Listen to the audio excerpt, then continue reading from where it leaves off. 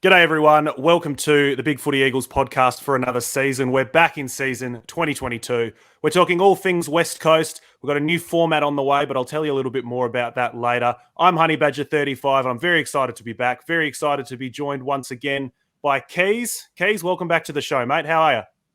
Yep, new year. Yep. See how we go this same year. Keys. Yeah, Even well. same stupid Keys. Well, we've got a new face on the show, not a new voice. Asterix, you have been on the show before, but video debut for yourself. So welcome to the live stream, mate. How are things? Going very well. Very happy. Good to hear. Fantastic to hear. Things are a bit up in the air in West Coast Eagles land at the moment. We were going to do a bit of a list analysis. We'll crack on with that in a second. Bit of breaking news, though, guys. Asterix, Jack Darling. The news is that he's coming back to the club. He's vaxxed or he's found a way out. It seems like he's going to be vaxxed, according to the West Australian. It seems like he's back. Until we know more, until he's at the club, I'm not too sure, how much to say, but it's breaking news nonetheless. Yeah, let's just park it, and when we get real truths coming out, we can discuss it a bit further next one. Yeah, that's very fair. That's very fair. Look, guys, as I mentioned, we are changing things up a little bit this season. Rather than an hour-long episode, we're going to do 2 half-hour episodes, or aim to do 2 half-hour or so episodes. A couple of reasons. It gives us more timely information. You get a review straight after the game and a preview right before it. Gives you guys more chance to watch. It's easier to consume 30-minute content than an hour content, let's be honest. And Keys, it also gives you twice as many chances to rant about the Eagles. So good news for you, I'm sure. Oh, yeah, I'm sure everyone's looking forward to that. But, so a couple of cracks at it, but, yeah, only half hour, though. We haven't got that long. I have to clear the runway. So anyway, here we go. So look, round 1 is around the corner, guys. And it's been a long off-season. It's been a strange off-season for the West Coast Eagles. Some have called it the worst off-season in history. But in general, what we're going to do today, a bit of housekeeping. Who are the ins? Who are the outs? Who are the new faces? Where have our other coaches gone? And all this sort of stuff. Asterix, I'll throw over to you for this one. A lot of change for the West Coast Eagles this off-season. Fill us in. Yeah, we had probably one of the biggest list changes for some time. We had 10 outs. We had 6 go out from our main list. That was Vardy, Ainsworth, Johnson, Cameron, Brander and Shepherd. Although Shepherd, I'm still not sure whether he's on the list and he's off with a long-term injury or whatever. We had 4 rookie list people out in Venables, Hutchings, Archie and Collins. So we actually had to do an extra 2 because we'd taken Collins and West in the mid-season draft. So we had to drop it back down to 42. So we went into the draft night with picks 10, 29, 35, 45 and 65. We came away with Chesser, Hoff, Bazzo, Williams, Clark, and we'd previously traded in Petreski-Seaton. And then probably in the last 2 weeks, we've finalised. We didn't take any rookies on the night, but we took 4 rookies during the SSP period. And that of Dixon, Stranetica, Nation, Joyce. It's actually put 44 people on the list, but we've brought it back to the total amount of 42 required by placing Chesser and Cole on the long-term injury list. Quick recap. What's happened with our future draft picks, because I think trading and drafting, you've got to look at the futures as well. We've kept our first, second, third, gave away our 4th, and we've also picked up Port's second rounder. So, in fact, we've come away with a slightly stronger hand for 2022 draft than we went in with. So, all in all, pretty good. Do you want us to go through what we've got with the key people, or what do you want there, Honey? Yeah, I thought let's crack in and talk about some coaching changes first, because we can get through those. There's been a bit of change in the coaches box as well, Keys. We've had Adrian Hickmott go across to Hawthorn. We've had Jamie Graham go across town to Fremantle, trying to broaden his horizons there. What are you thinking that we're losing by losing those 2 coaches? We talked about change being needed, but are those the guys you actually wanted to see go? Yeah, probably Hickmott and Graham seem to be probably the 2 most highly regarded coaches from outside the club. Graham was, touted as a possible coach at Collingwood and got I think, a fair way down the path in that process before he sort of got tapped on the shoulder. So he was, pretty well regarded. Hickmont, from what I can tell, was, if poached is quite the right word, but sort of Sam Mitchell seemed to want him over there, which would indicate that the absolute minimum Sam Mitchell rated him as an assistant. So I think he was, and the players seemed pretty. Wouldn't say upset, but they were sort of quite vocal in their support of Hickmont and wanting to wish him the best at the club fairest and best. So he had, from what I could see, like a pretty good relationship with the players. So, so in some respects, kind of sad to see those two go, but we did need. They've both been there for quite a while. Jamie Graham had been there since 2014, I think, from memory, and I think Hickmont had been there perhaps even longer. So there was perhaps I think the club identified in the off season there was a need for a refresh, and if you're not going to move the head coach on, then moving the deck chairs with the assistants is probably the next best thing. I got the feeling the club was sort of happy to see Graham move. That was sort of in the wings for a little while. I don't know that they were necessarily that happy to see Hickmont go. That's just the feeling I get. There's nothing that was reported to sort of back that opinion up, but it probably kept.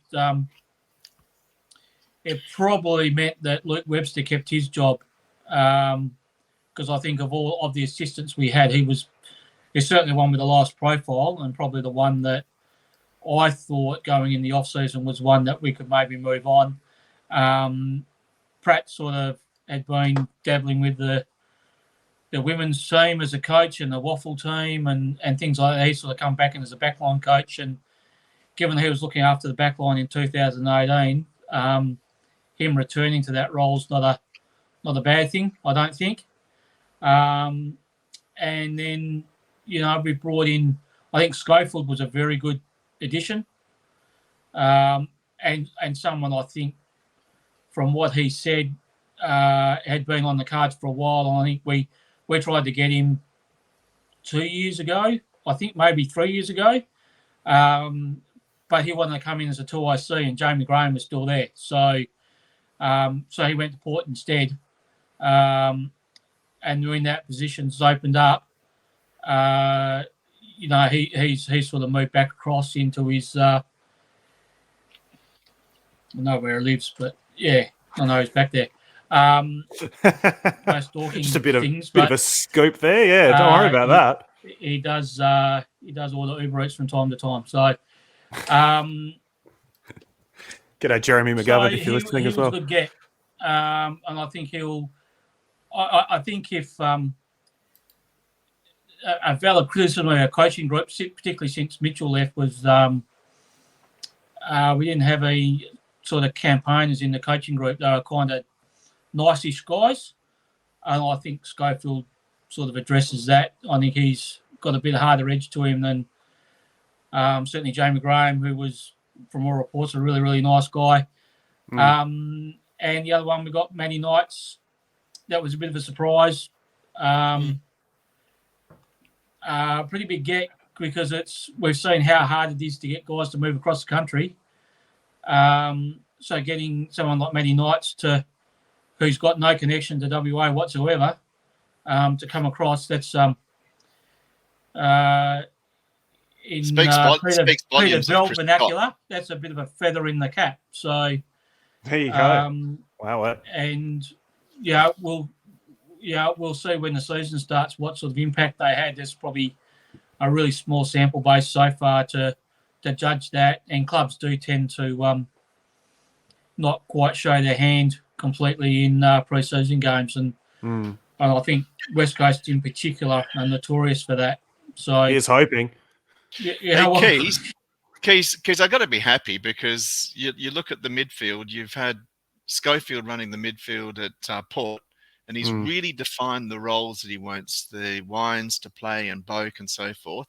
He's really got that nicely structured. And you've also got Knights, who's, what he was able to do with Kelly and really play on Kelly's benefit. So actually looking at not just Kelly, but looking at the likes of Redden or Yo, what are their attributes they have at stoppages, what in the midfield, etc., that they've got, and actually utilise them. So I'm actually feeling quite good because that's been our Achilles heel for some time. Yeah, and I do like what you said about Knights with Kelly. I think I don't think we've used Kelly the right way since he's been at the club. Part of that's been circumstance. With the injuries we've had and things like that, and I think whilst we're not trying not to go over pre-season, I think the pre-season game on the weekend with Kelly having 30 odd disposals or something like that, maybe we've Knights has sort of got that focus on Kelly's role a little bit better, and he'll have the big season we hoped he was going to have 2 years ago. And a goal. You can't expect Kelly. You can't expect Kelly when he lines up in the centre bounce downs with Sheed and Gaff as his two other midfielders to play the role like he did when he was in Geelong. And that's not just injuries. That's bullshit match committee playing too many players. So absolutely. We pick Young West, an inside nuggety bull. And we stick him on the half-forward flanker as an outside midfielder and stick bloody Gaff in the middle. And we think, well, why are we kicking around corners and getting our asses kicked? Yeah, no, there's. So hopefully we see that change come round one, but we'll hold fire on that till next week maybe. Nah, wait to see the fruits of their labour. But fair to say though, everyone was excited. We also brought in a couple of underlings like Jacob Brenham's coming as an assistant. And nice, Robbie Wiley. Robbie Wiley is the waffle coach, and I think that's Robbie Wiley as a waffle coach is a really good move. That's coming from a Christchurch boy. I think Wiley's shown he's really good with young kids.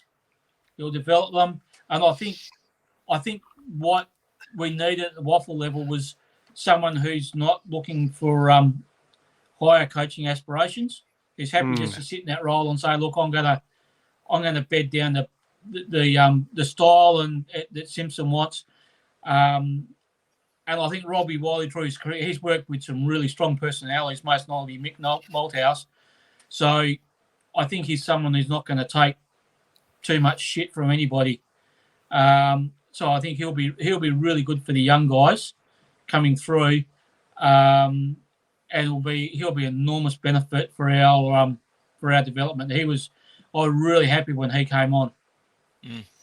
Yep.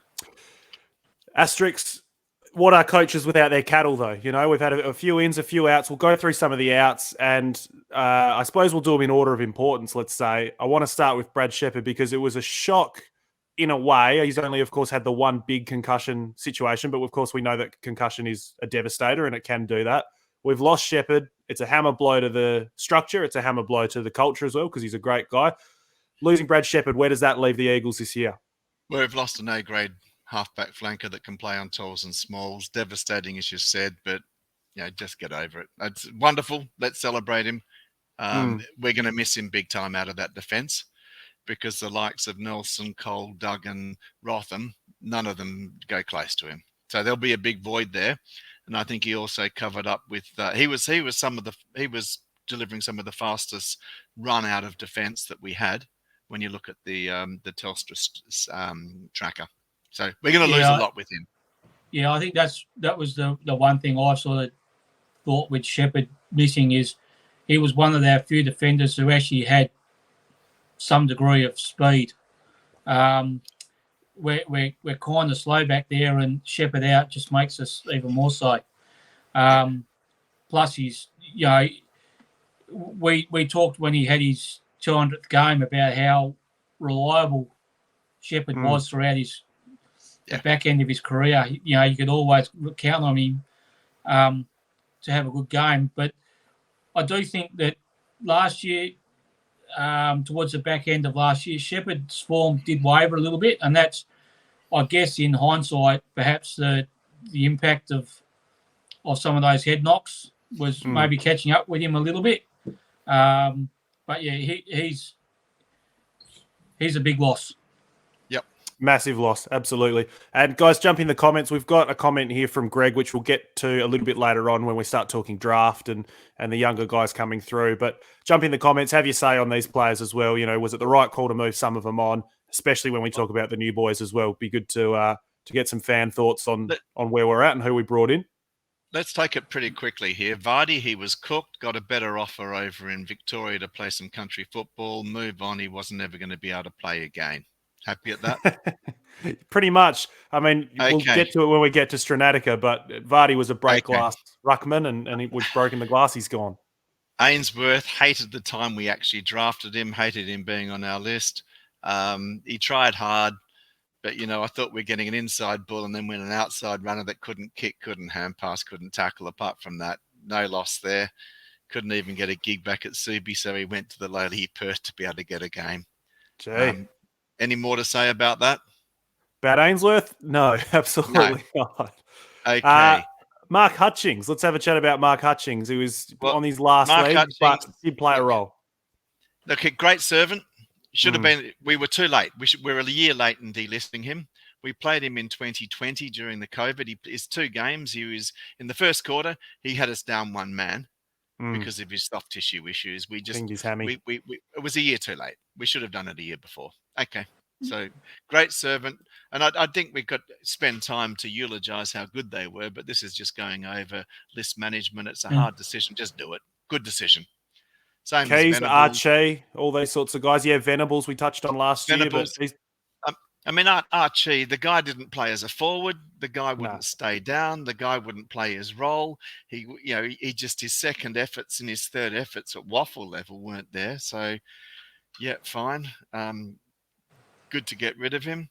Collins, never showed anything. I went to a few games at the waffle level. Really didn't. He's as good as the submarines named after him. That's right.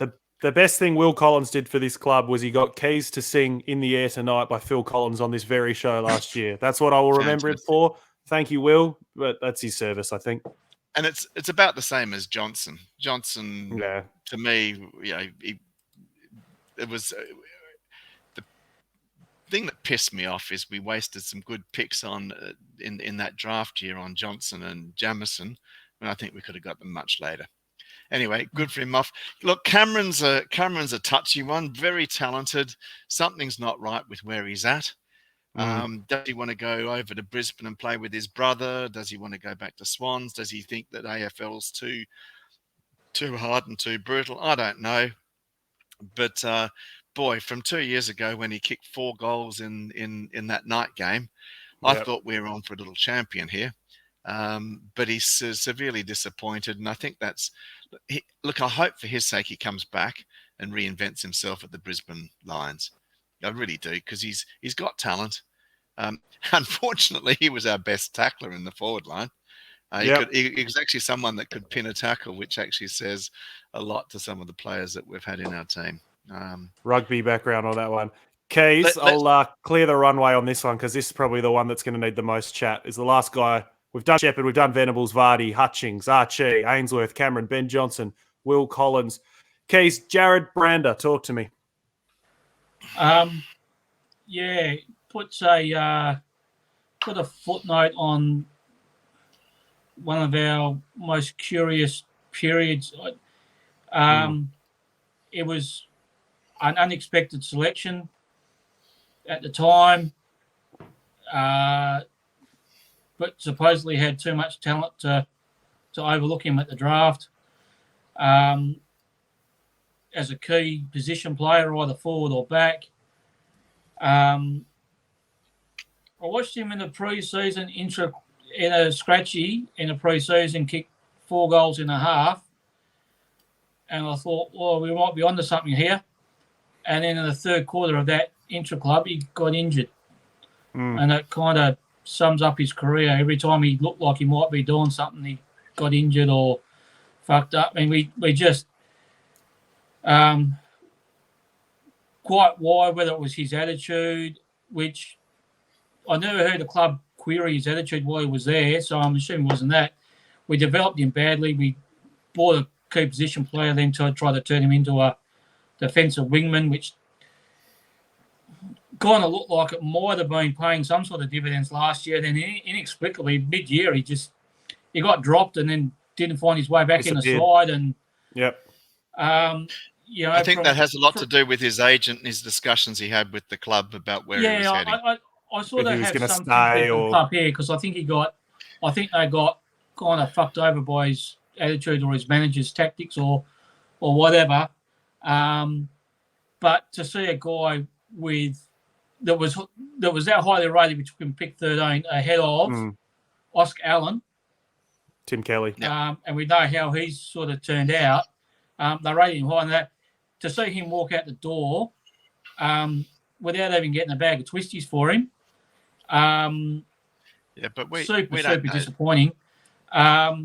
Look, you know, he kicked 5 goals his first scratchy for GWS and then got just about donuts in his second game. So who knows where he'll end up. He might embarrass the club. He might not. I don't know. It's just really disappointing how that sort of thing turned out and where you do sliding doors and you look at that draft and it was it Brander, Allen, Ryan, Ainsworth, Petruccelli. You swap that around and go Allen, Kelly, Ryan, Ainsworth, Petruccelli. And you basically say we get Kelly instead of Brander, keep all those draft picks that we gave up for Kelly, and we're looking a whole lot better now than what we. So, yeah, that whole thing just really disappointing, and it was just, probably kind of a fitting end. It was just a screw up in the finish. Tough one, Asterix. I got a theory on Brander that Mickey Ablett said we got the best key defensive player and the best key forward in that draft in Brander and Allen. I think Brander saw himself more as a forward, but actually he has the attributes to be a better backman, more at the centre half back, the less contact player. But he didn't want to. He kept on wanting to be a forward, and he probably was bitching and complaining in the club. And then you've got someone like Oscar Allen that says, "Pick me, I'll play anywhere." So I think there's a little bit of that alongside of it. One thing I noticed pretty early on, and I don't know if it was the first pre-season they got drafted or the second one after they both been at the club a year, but you could see with Oscar, just even at training, how competitive he was. He hated losing. Yep. He and he was playing. He was, going up against McGovern, Kennedy, Darling, Schofield, those sort of guys, and most times he'd get beaten, but because he was still just a kid. But he didn't like it, and you see it. Brander, not so much. And I think the fact that when there was a spot that was maybe there to be taken, and it was like, okay, well, we need someone to maybe chop out in the ruck. Allen put his hand up and he did it. Brander's who's taller. Nah. So can't teach heart. All the talent can't teach heart. Yeah, I think the way we've developed Oscar Allen, that's a bloody criminal shame we've put him into the ruck. And his injuries, it reminds me of so many players. Even Kevin Sheedy said we got problems with putting our tools into the ruck too early. Their body's not ready for it, and they will ruin their bodies for life. I just hope we haven't done that to Oscar. Yeah.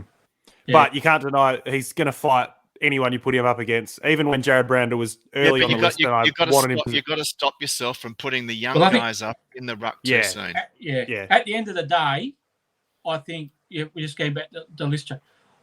I don't know that we've lost too much with Brander walking out the door, apart from the snowball effect of the drafting thing. But in terms of, I don't know. If he has stayed at the club, I don't know that we're our list is in much better shape because I don't know. I don't think he's going to embarrass the club. He'll play the odd good game here and there, but I don't see him becoming a 50 goal, 40, 50 year goal fucking what? 40 to 50 goal a year forward. I just don't think it's going to happen. He's not good talent, no heart. Honey, is what it is. Honey, let's focus on the future. Here we go. I'll throw this one to you because I'm not a draft guy. I'm glad we went half 10 on it. Look, Chesser, I was one of the ones who wanted an inside midfielder. Johnson or Erasmus would have been done for me. I was even happy with Hobbs or Gota, but we got Chesser. And because of the absence of the under-18 football in Victoria, I just not seen him. Not seen anywhere near enough of him. Spoke to a couple of people and they said, no, there's a lot more behind him than you actually think. And love his attitude about coming over. He's going to be a real winner for us. He's a bit more outside than I was wanting, but that said, we need that outside class and run. He's got pace, hasn't he? Yeah, he's got pace. He's got skills. He's got endurance. I mean, what did he do during COVID? He had the pace. He developed over 2 years endurance, and he's got a heart. I think he's going to be a champion. Hoff came from the southwest. Talented, pretty skillful actually.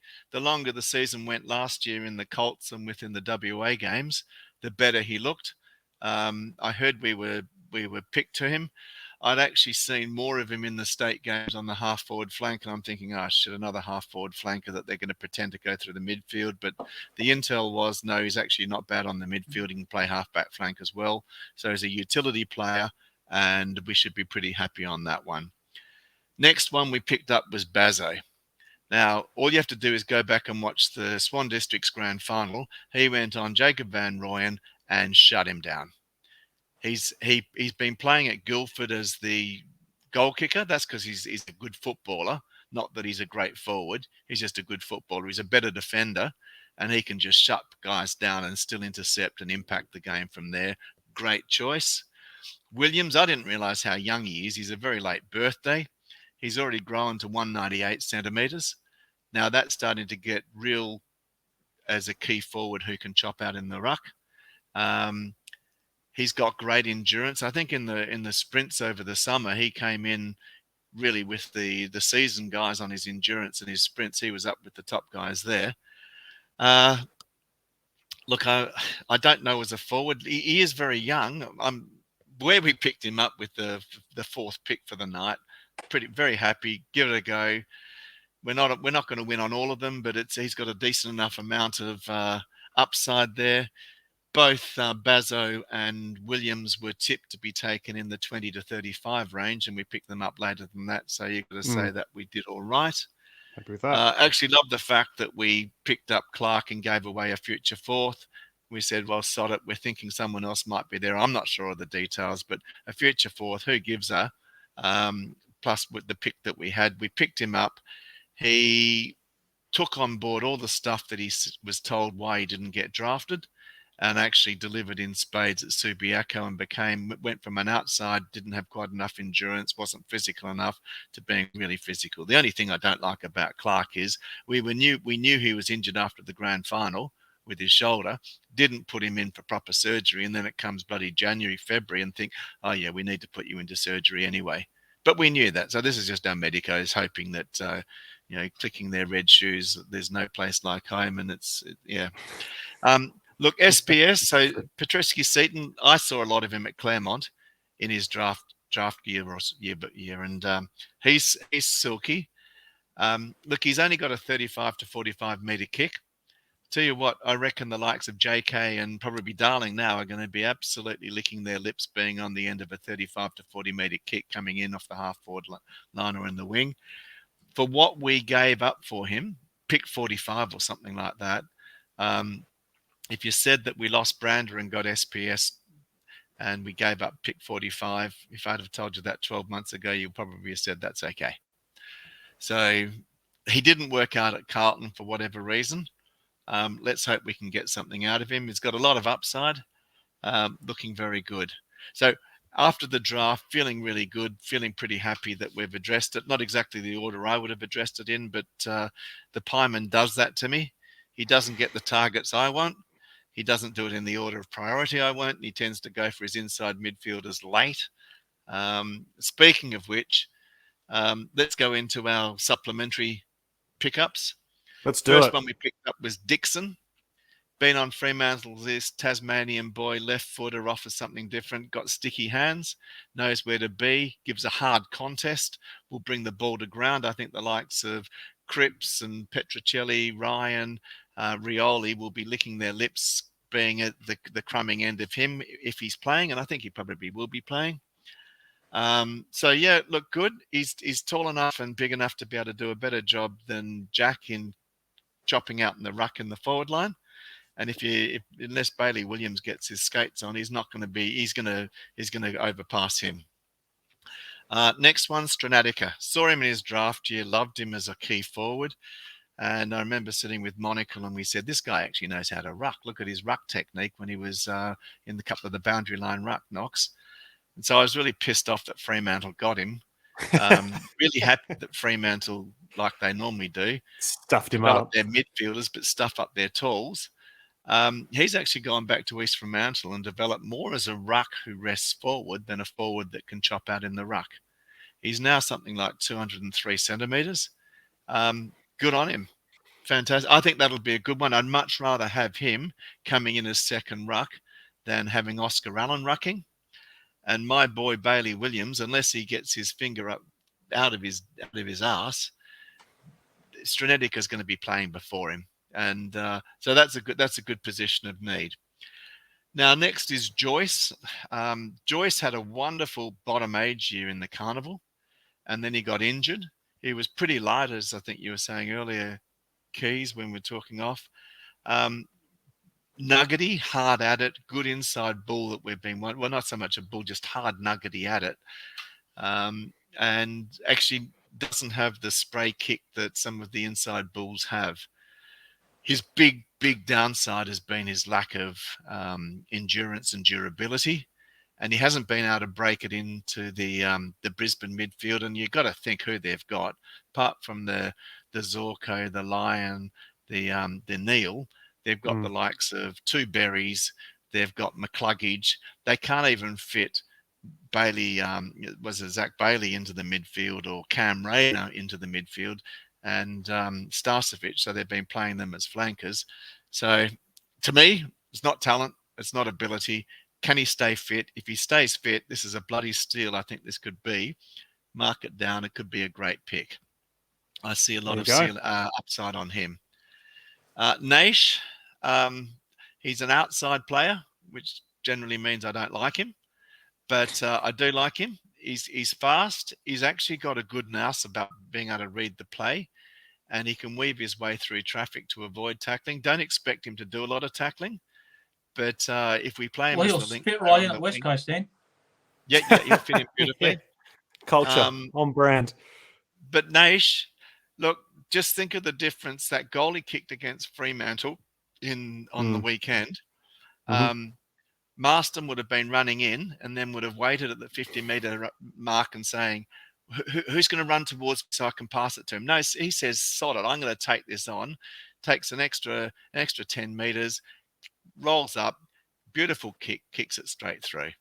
He split his time between Adelaide and Melbourne, so I don't think there's the go-home factor. The other thing with Chesser, I don't think there's a go-home factor. He's lived up in Albury-Wodonga and boarded at, because normally I look at the Sandringham boys and think you're as soft as marshmallows when it comes to go-home. But he's been boarding. He knows what he's doing. He just says, I'm not going to wait for the borders to open. He'll just drive his way across. Drive over. You've got to love that attitude. Yeah, that was good. That was a good story. All in all, 10 players. The list needed the changeover. I expect probably another 10 to go next year. I think we've addressed some real areas of need. I will put up on this podcast thread. I'll put up the positions by age, and that shows you where we're at post the draft. And I'll also put in the summary of the ins and outs and where we're at in the list. But hopefully that covers it for you. So let me say, take my hat off, Mr. Pyman. I actually like what you've done this year. And I think this is the first time I can say that. It's news to me, and I've only been on the board for 10 years, but There you go. We've got a positive review out of Asterix after all. Keys, the draft class in general, thumbs up, thumbs down, and then I'll also throw a question to you when you're done with that one. Yeah, I think Asterix covered it really well. I think on the night, I like a lot of people really want us to draft Johnson, probably because of the local factor and everything like that. And I was, I think my first comment when Chess's name read out was fuck, in pretty capital letters. But yeah, a day or two later, and you saw, his attitude and things like that, and I really liked it. I'm shattered that he's got the ankle injury, because I was, we'll touch on this next week, but I was really looking forward to seeing him play.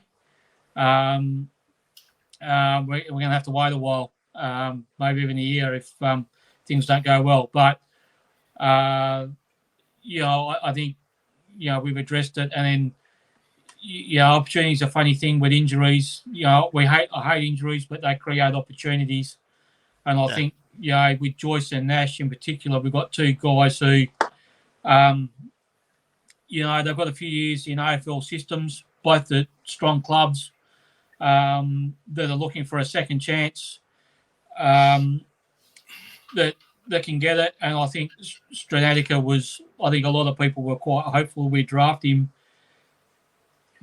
at the time of the draft, and there was, I think, a bit of disappointment that we didn't. So I think being able to pick him up was a good thing. And I think, Dixon was a product of the 4D chess that Nisbet and Darling have been playing. And, I think had Darling got vaccinated or whatever earlier, I don't think Dixon would be on our list. But, these things happen, and now we've got him on the list, and, hopefully he, like the others, he makes the most of his second chance. Actually, if you think about the list and its impact in 2022 and 23, if you include Clark and the four guys we got as supplemental, they've got AFL ready bodies, and they know the program. They're at that level. They're plug-in ready to play. They're in an age group where a bit, your list will probably show. I think they're in an age group where we're a little bit skinny, aren't they? Yeah, it covers those that were in the 2019 draft year. We've got 0 on our list, even after what we've done. But having said that, we've picked up, these are in the 18, 17 and 16 draft periods. And so one year doesn't make a big difference, but we've actually addressed that area that we were pretty poor on, which was, so happy. So that was the Suns 2018. We lost out on a first rounder, having done a good job in 2017. And, I've got to say, Bailey Williams, Jamison and O'Neill, they're looking busts at this stage. Harry Edwards on that as a rookie was the only one that's looking on our 2018 draft as any value, and Joyce comes in to add to there. So, as I say, I think we've got some big changes to make at the end of this year as well. I do like, it's a very West Coast Eagles thing to bring in Stranatica to replace injured players when he's actually injured. Is also injured. Yeah. That's 5D chess. They're just going one extra level beyond that. You watch. There you go. That's the main thing. Look, for me, Petreski-Seaton, good value, really good value. I was worried we were going to overpay, but for what we paid, it's almost a free swing. If it works, it could be fantastic. If it doesn't, it's pick 52, so fair enough. I'm not a big draft guy, but I love hearing the analysis that people seem pleased with, the people who are draft watchers. Dixon, like him. Naish, I liked what I saw. Joyce, I liked even more what I saw. So the one with Naish, I'm just worrying how much speed came out of the game when he started to look good, talking about the Fremantle game on the weekend. But anyway, Stranatica, we'll wait and see. Guys, we'll close off with a question here. We've got a good question from Greg. I will throw it up on the screen now. It's a bit of a novel, so thank you for this one, Greg, but that's all good. It feels like we draft players with midfield potential that either don't work up or they work out, end up in the back line, on the flank, all this sort of stuff. Off the top of my head, I'm talking guys like Hearn, Shepherd, Cole, Nelson, Duggan, Venables, Winder, etc. Even in the last draft, Chesser and Hoff Sometimes it works, Asterix. Sometimes it doesn't. Why are we reluctant to draft pure midfielders? Have we got all night? Asterix, we're going to be off here. No, look, I can summarise that real clear. Chesser is a midfielder. He's played both. He's played the more of a balance to an outside midfielder, and his run's been so good off the half-back flank, they played him there for Sandringham, who are normally stacked deep for inside midfielders anyway. So actually, it wasn't a problem that he was a midfielder. It was the fact that he was more outside that I didn't like. Hoff, as I said, my explanation, he actually for East Fremantle and where his career's been, he's played as a utility, which included a lot of midfield time. It was when he was playing in the state game and he wasn't able to get ahead of the likes of Dittmar and Thick Angus and Johnson that he was playing on the wing and on the half-forward line. So actually, he is a midfielder.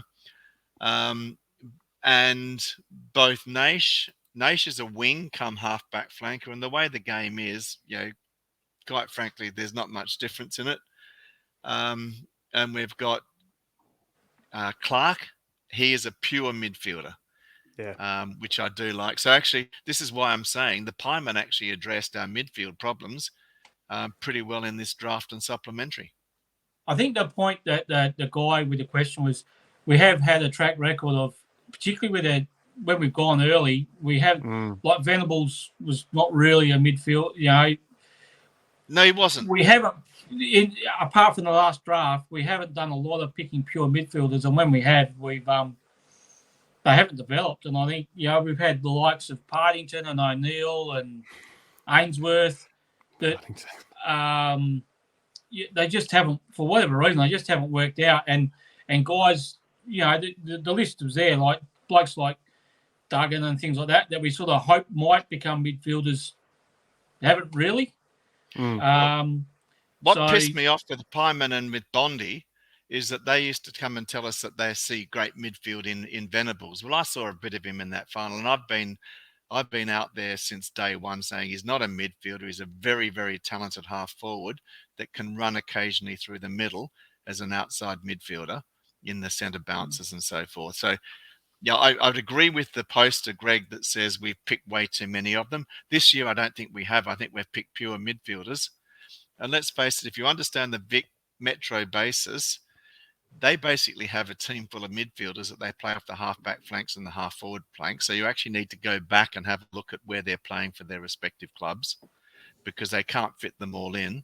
And they've got a deal that you'll get, if you look at it, Brayshaw was played as a half-forward and a half-back flank during the carnival. Okay.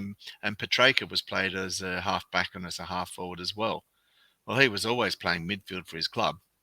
So sometimes I just don't like the explanation that you get these 10 to 15 touches a game player like Venables and Duggan that are very skilled. You can see straight away they're not actually natural midfielders. They don't know where to go to get the ball. But the thing that I don't like about the Pieman is his aversion to an inside tough midfielder. Yep. So the likes of Yo, he just doesn't appreciate him. Now, I've got to say, hopefully they would make it as a midfielder. I thought he was more a halfback, so I'll shut up. There you go. It sounds like they've gone hard though this year in trying to address it. A few more mature bodies on the list as well. Never hurt either. Gents, I mean, in terms of ins and outs, that's what we set out to do. That's what we've done. So I reckon we'll call it there. We're going to come back, as I said, try and go 2 times a week from here on in. The half hour goal was a raging success. 45-minute half hour there. That's all good, is what it is. Hey, it's half hour time on. There you go. That's all right. Ball went out of play a few times anyway. So Asterix, great insight. Thank you very much. I love the draft chat. I love the list chat. Thank you very much. Check out Asterix post in that thread as well on Big Footy, on the podcast thread. Fantastic resource there. So yeah, Asterix, thank you very much, mate. Keys, you've what is this? Jack's vaccination is what you called today. That's very nice. Well, he's back. Jack's you're back. Baby. Podcast back. Hopefully. Oh, well, thanks, Keys, for jumping on the show as well, mate. No worries. Take care. Guys, thank you for listening. Thank you for watching at WCEBF Pod everywhere. We're on Spotify. We're on the podcast apps. We're on Big Footy. Share it around. Tell your mate. Tell your mum. Say good day. Jump in the comments and have your chat as well. We will talk to you early next week, and then we'll do a Gold Coast preview later on in the week. Footy's back, guys. See you at Optus. Bye for now.